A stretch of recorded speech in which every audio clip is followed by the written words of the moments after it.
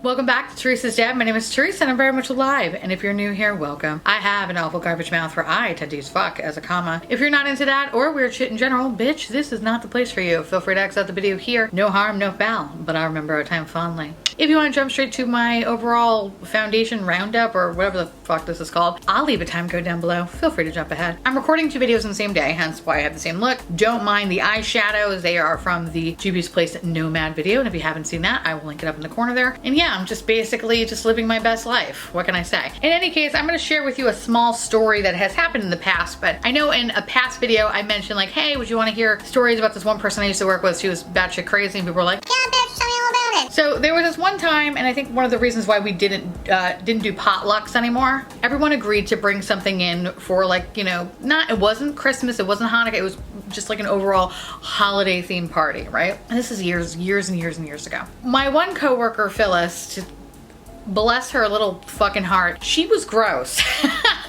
She was really fucking gross, and she wanted to make a cake. And so we were kind of all a little apprehensive because we're like, you bake? And she's like, I'm a really good baker, yes. Like, I can't wait. I'm gonna bring you in this really fudgy chocolate cake and you're all gonna love it. And we're like, I don't know, you're the kind of bitch that clips your fucking fingernails at her desk all day and then doesn't clean the fingernail clippings. I don't think I'm gonna be eating anything that comes from your house, but good try. In any case, the day came when it was potluck and everybody brought their own dish. What the fuck did I make?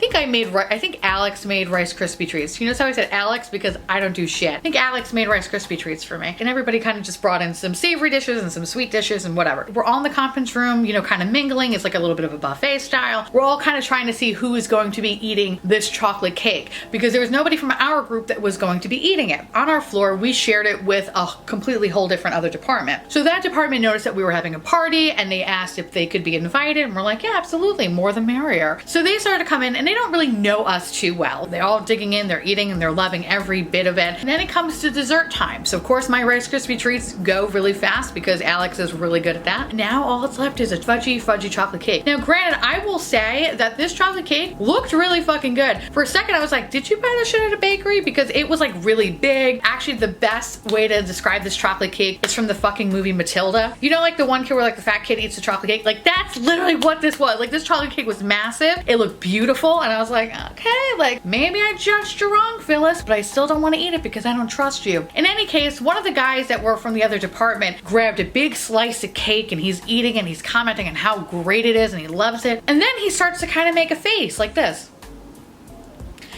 And what he does is he starts to pull out of his mouth a hair tie.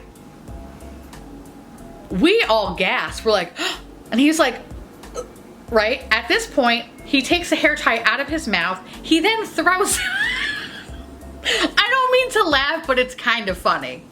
He projectile vomits all over the conference room table. We're all like trying to rush to him, like, oh my God, are you okay? Like, sit down, here's some water. Like, don't worry, you're gonna be okay. He's just like, oh my God, like, what is this? And I'm not even fucking kidding when I say this. Phyllis goes, that's where it went. Needless to say, that was the last time we ever did a potluck. And can I tell you that that bitch wanted her fucking hair tie back? And we're like, no, we're throwing it away. You're fucking disgusting. I miss Phyllis. Anyway, so that was probably the grossest interaction I've ever had with her. More so than the fucking microwavable fish and popcorn incident. Yeah. Anyway, do you guys have office potlucks? If you have any horror stories, leave it down below because I want to hear about them. On today's video, we're going to be talking about a foundation roundup, which as you guys know, for the past, I think 1 to 2 months now, I've tried a shitload of foundations and my skin hurts. From here on out, I'm not going to be trying out any more foundations. I just can't, unless something really piques my interest, like something really has to be like fucking slam dunk, it literally blows me, like then I'll try it. But for the most part, I'm not going to try anymore. I have so many new fucking foundations at this point. I'm all set. I'm all set, sister. I don't need any more. Just keep in mind that some of the foundations that I am going to be talking about, I didn't make a review video on, and it's not because I didn't like the product or whatever. Some actually, some of them, yes. But some of them I didn't, only because the foundation was out for a little while and I just didn't really feel like a need to make a video about it, if that makes any sense. So with that said, I'm going to start from the worst to the best.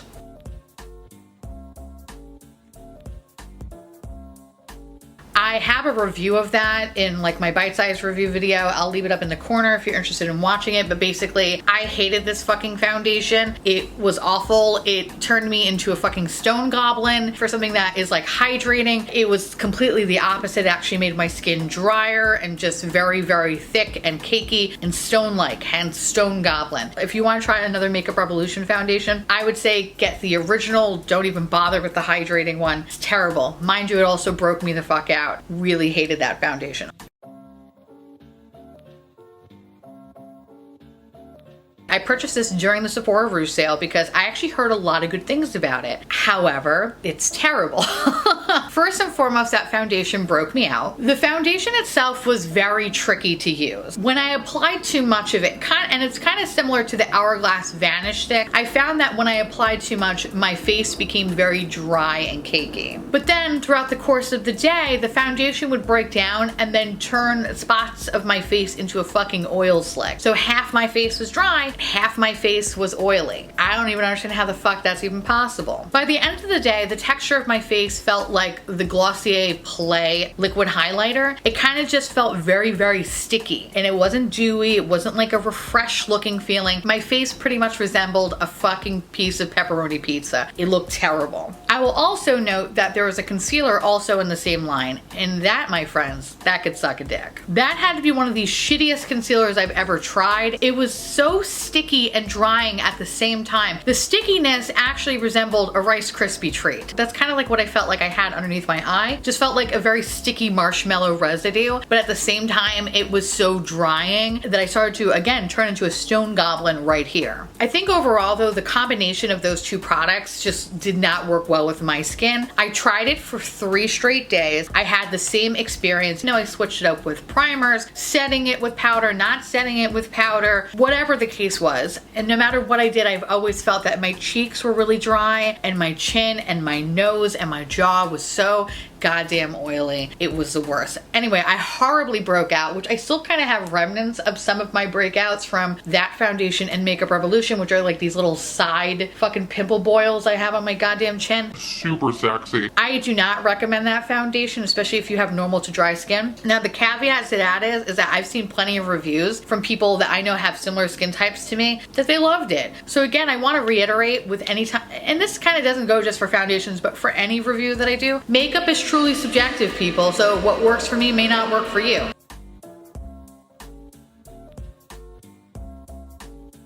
I found that Urban Decay had a very weird shade range. I felt like I didn't really find my true shade. I was kind of like in between shades. And at that point, the foundation to me was so expensive. To find my proper shade just didn't make much sense for me to buy 2 different bottles to mix them. This thing oxidized on my face like crazy. Totally turned me into a fucking Cheeto at one point. It hung on to all my dry patches on my face, and then it would just disintegrate off my face after 5 hours of wear. So for me, I felt like this was a foundation that I couldn't get beyond 5 hours of wear time, which is really terrible considering I have to face disgusting things every day, all day in the subway. I need to not make myself into one of the subway creatures that will scare the shit out of tourists. Or maybe I should actually.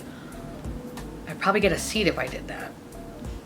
I found that the only thing that was redeeming about this foundation is that the transferring was very minimal, which is really nice considering a lot of foundations that I'm going to be talking about had a great deal of transfer. This one, I didn't really experience that with. Overall though, it settled into my fine lines, aged me like a fucking Gouda, and I found that the actual foundation itself was very itchy. So the few days that I did wear it, I just wanted to scratch the shit out of my face, but I didn't. I was a good girl. Ultimately, I tried to kind of pawn it off on my mom, and she said, "What is this bullshit?" I said, "I know." So ultimately, I just got rid of it. So I don't really recommend it, but again, I have seen some reviews that were very, very lovely on the foundation. So again, I guess it really just depends on your skin type, but for me, I didn't really find it worth it.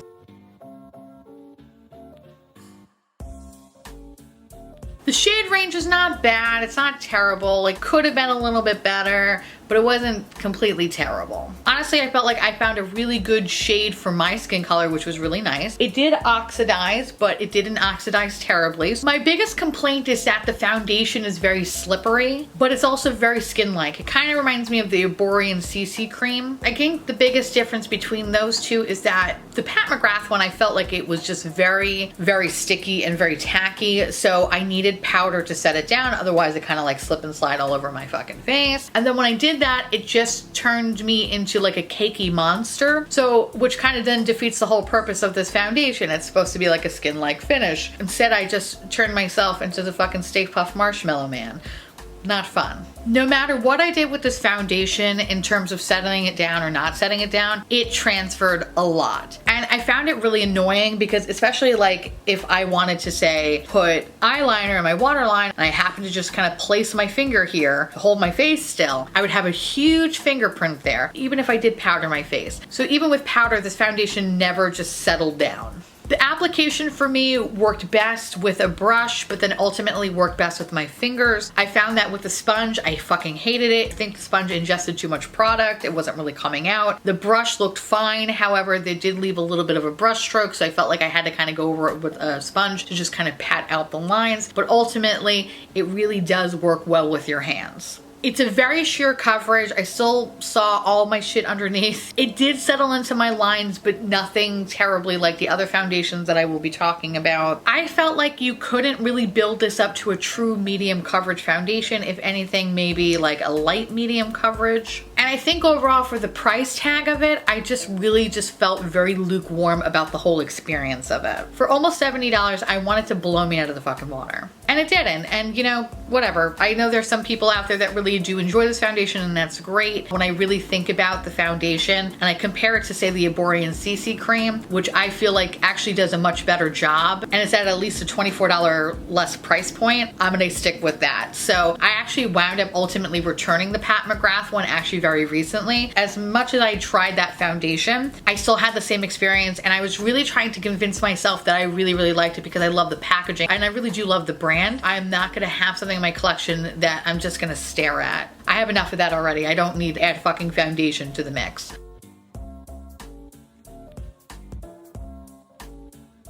And this one, I felt like the shade range was really nice. The undertones were less than stellar because I found that even the most neutral options were just straight up yellow, which was not fun because the cool options were straight up pink. So I really feel like I didn't find the proper shade for myself. Consistency wise, this is probably one of the thicker foundations out of this group. It wasn't lightweight, but it did have a gel-like consistency, which I like. For some weird reason, I like things that have more of like that water cream or like gel-like finish because I feel like it's kind of more soothing and hydrating to my skin because my skin is naturally red. I didn't really find this foundation to be overly hydrating. If anything, it was a very natural glow. And to me, this is a true medium coverage foundation. I found that building it up made it very thick and very cakey on my skin. Wasn't really a fan of that. So I did notice that a little bit goes a long way. It did settle into my fine lines, but I did find that I can remove that by patting it out with my finger, which was fine. My biggest complaint about this foundation is that I felt like I couldn't utilize it in the heat. That this has been a particularly hot summer in New York. Anytime I had this foundation on and I would leave my house, I found that this kind of like slipped and slide all over my face, even if I did set it down with some powder. Like specifically my nose, I would completely lose all kinds of foundation from the bridge of my nose where my glasses would rest, which is common. However, through the course of the day, my skin just looked like it was starting to melt off, kind of like a fat melted candle. So I really feel like this particular foundation is going to be amazing for me in the fall and the winter. But as soon as it starts to get a little bit of humidity in the air, it just does not work for my skin type. But my favorite thing overall is that I really fell in love with it when I would apply it on my face because it felt like my face looked so seamless and beautiful. And I love that about this foundation. I just wish that it could withstand the heat.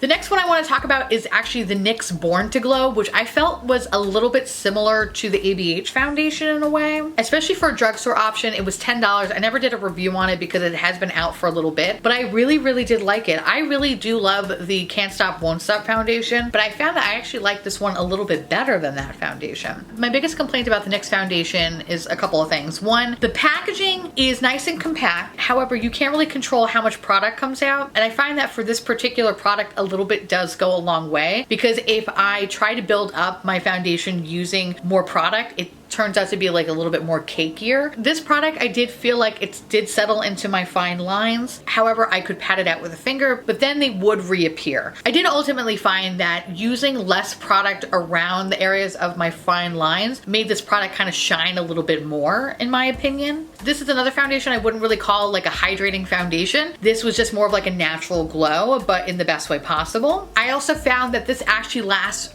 really well in the heat, and when it does break down on your face, it actually breaks away naturally, so it doesn't look super noticeable that you're missing foundation in certain areas of your face. Other than that, I really had a good time with this foundation, and I definitely think it's well worth the money.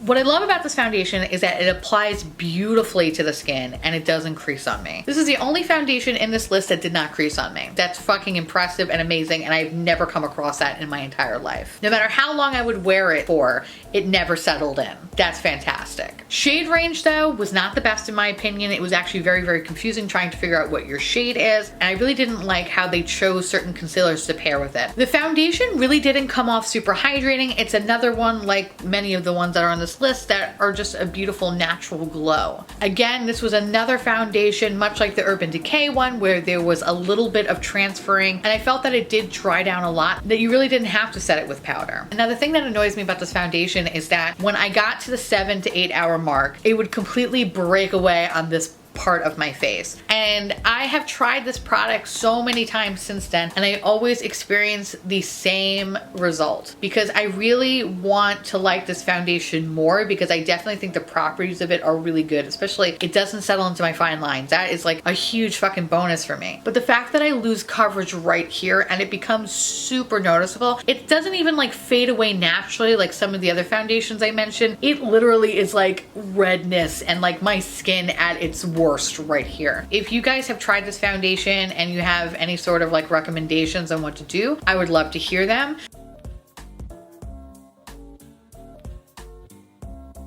I find that Fenty's shade range is completely awesome. It did have a smell, but it did dissipate after putting powders and all kinds of shit on my face, so that's good. This is another one that is like a true medium coverage, very natural skin finish. Didn't really feel like it was overly hydrating in terms of like making my skin super dewy. It just looked like my skin, but better. Didn't have any issues building it up, and I felt like that I could actually build this up to be a very much like a high medium coverage. You know, initially I did have some issues when applying this foundation at first, because it didn't really mesh well with certain sponges or brushes, but I kind of sorted all that out. And I figured the perfect primer cocktail, which is Tatcha Silk Canvas, the Fenty Hydrating Primer, and the Hourglass Setting Powder. Like when using all those three products, my skin looks so seamless and flawless. It looked beautiful. I would say one of my favorite things about this foundation is how it looks on my nose throughout the day. Granted, when I wear glasses, I do lose some coverage on the bridge of my nose. But overall though, I find that certain foundations will completely just dry out my nose, where it just looks like a disgusting mess. This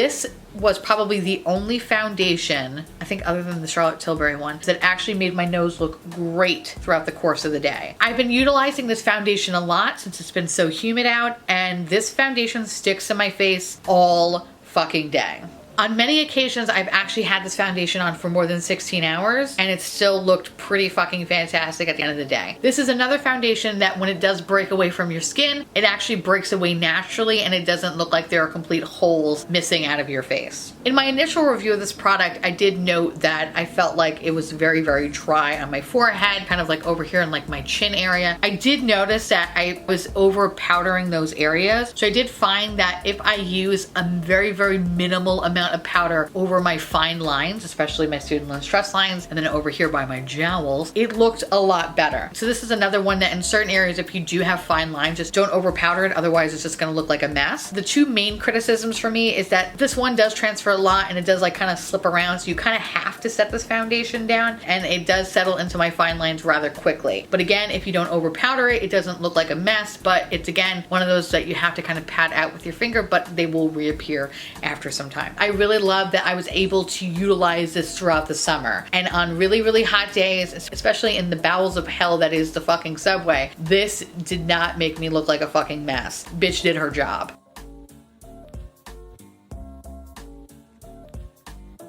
And now my favorite foundation is actually the foundation that I have on my face currently, is actually from Charlotte Tilbury. Now Charlotte Tilbury, when it came out, it wasn't designed to be a hydrating foundation. I think if anything, it was supposed to be kind of like more of a natural finish matte foundation. But I found that this is the foundation for me that just fucking made me look so goddamn good. Like, I'm still so impressed with it. The shade range on this line is very good in my opinion. And overall, I did pick a color that complemented my skin tone. Yes, it does oxidize a little bit, but they were upfront about it, so I can't be mad. I wish it wasn't so yellow toned, but again, I think after putting on powder and all kinds of good shit, my face doesn't look overly warm. But I wish there was like a true neutral option that wasn't just kind of more on the yellow side. I love the skin-like finish to this guy, and I also really enjoyed that a little bit goes a long way. So for me, a pump and a half was absolutely perfect. I think this was more of a high medium to full coverage foundation. It covered up any sort of imperfections or redness, and I found that it actually lasts for a very, very long time. And it also does work very well in the heat. It's not quite transfer proof, but it's not terrible. I do find that when it does transfer, it doesn't look like there's any noticeable holes missing on my face. I love that this foundation dries down really fast, so you really don't need a lot of powder. However, today is the first day that I'm using it with the Charlotte Tilbury Flawless Powder, or Flawless Finishing Powder, or whatever the fuck it is. Damn, bitch, like,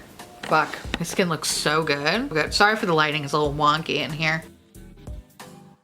So this foundation doesn't slip and slide all over my face, which is fucking great. Like I mentioned before, it does last all day with the exception of just on the bridge of my nose, but that's for anybody that wears glasses pretty much. You know, you're just gonna lose foundation right there, unless you over powder the fuck out of that area. Overall though, I definitely think it's well worth the money. So anyway, that's my foundation roundup. Please let me know down below if you have any of these foundations, if you agree, if you disagree, whatever, blah, blah, blah. Let me know because I love hearing from you guys. And on that note, I wanna say thank you so much for watching. I truly appreciate it as always. Feel free to like, comment, hit that subscribe button. It's free. And hit that bell icon for notification of all my future posts. Follow me on Twitter, Instagram, Facebook, Snapchat. Discord. On Thursdays, we have a podcast called The Miserable 3, and sometimes I'm on my husband's Twitch channel where I just yell about bullshit on the internet. If you wanna see any of that stuff along with all the shit that is on my face, will be linked down below. And I'll see you little pumpkins later. Bye.